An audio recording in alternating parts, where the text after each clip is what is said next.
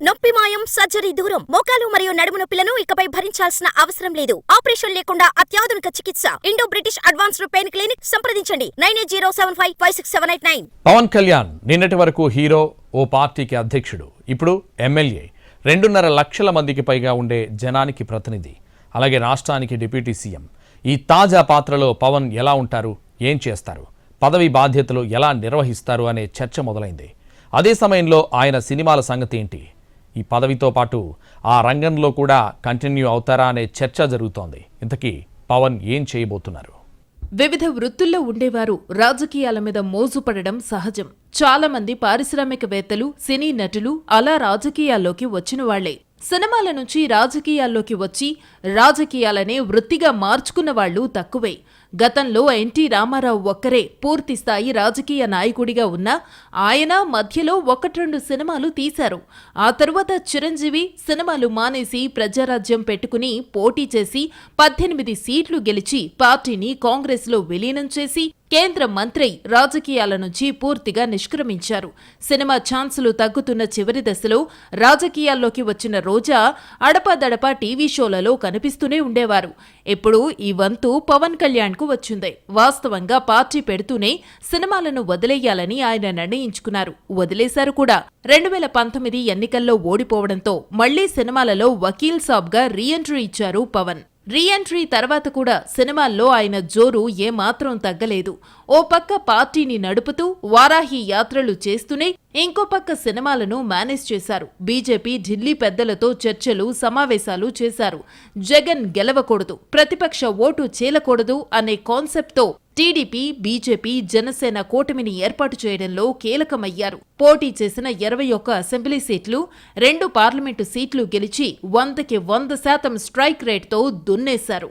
ఇప్పుడు ఆయన పాత్ర మారిపోయింది. ప్రతిపక్ష పాత్ర నుంచి ప్రభుత్వంలోకి వచ్చేశారు.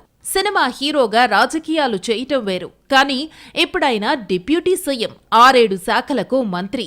అందున ఆయన ఏరీ కోరీ తీసుకున్న పంచాయతీరాజ్, గ్రామీణాభివృద్ధి, గ్రామీణ తాగునీటి సరఫరా, అటవీ, పర్యావరణ శాఖలకు పవనే మంత్రి. ఈ శాఖల్లో అన్నీ నిత్యం ప్రజలతో సంబంధాలు ఉండేవే. గతంలో ఈ శాఖలను సీనియర్ మోస్ట్ నేతలకు ఇచ్చేవారు. జానారెడ్డి, జేసీ దివాకర్ రెడ్డి లాంటి హేమీలు ఈ శాఖలను నిర్వర్తించారు.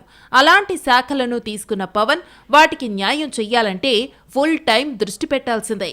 తన ముద్రంటూ వెయ్యాలంటే పూర్తిస్థాయి సమయాన్ని ఇవ్వాల్సిందే. ఊర్లు తిరగాల్సి ఉంటుంది. ప్రత్యక్ష పర్యవేక్షణ ఉండాలి. అధికారులు, ఉన్నతాధికారులతో సమీక్షలు ఉంటాయి. ఇవన్నీ చెయ్యాలంటే ఫుల్ టైం మంత్రిగా పవన్ ఉండాల్సిందే. డిప్యూటీ సీఎం అయితే అయ్యారు. కానీ తన సినిమాల ప్రస్తావన ఎక్కడా చెయ్యలేదు పవన్. సినిమాల్లో కొనసాగుతారా, లేక వాటికి మళ్లీ విరామమిస్తారా అన్నది క్లారిటీ లేదు. ప్రస్తుతం ఆయన నటిస్తున్న ఓజీ షూటింగ్ చివరి దశలో ఉంది. హరిహర వీరమల్లుది అదే పరిస్థితి. 2 భాగాలుగా వచ్చే హరిహర వీరమల్లులో మొదటి భాగానికే ఇంకా 20 రోజుల షూటింగ్కు పవన్ కాల్ షీట్స్ అవసరమవుతాయట. ఉస్తాద్ భగత్ సింగ్ సైతం నిర్మాణ దశలో ఉంది.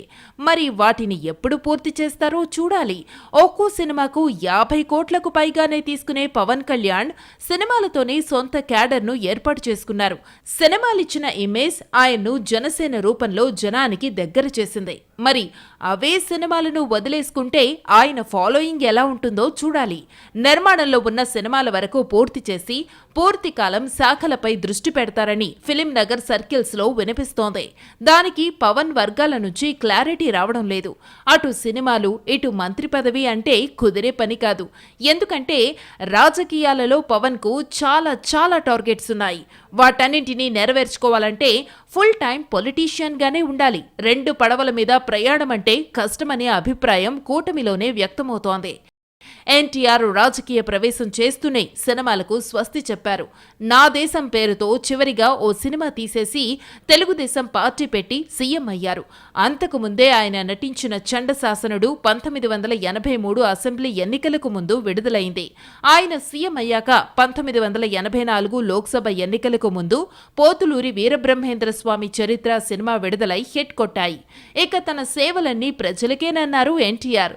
కానీ 1989లో ఓడిపోయాక తన స్వీయ దర్శకత్వంలో బ్రహ్మర్షి విశ్వామిత్ర సినిమా తీసి సంచలనం సృష్టించారు. 1991లో ఆ సినిమా విడుదలైంది. ఆ తరువాత మోహన్ బాబు నిర్మించిన మేజర్ చంద్రకాంత్ సినిమాలో కూడా ఎన్టీఆర్ నటించారు. నటనంటే నటుడికి అంత ఇష్టం ఉంటుంది అనేది ఎన్టీఆర్ను చూస్తే అర్థమవుతుంది. మరి పవన్ కళ్యాణ్ ఏం చేస్తారు? సినిమా రంగాన్ని, రాజకీయ రంగాన్ని కలిపి మేనేజ్ చేస్తారా? లేక ఫుల్ టైం పొలిటీషియన్ గానే సెటిల్ అవుతారా? చూడాలి.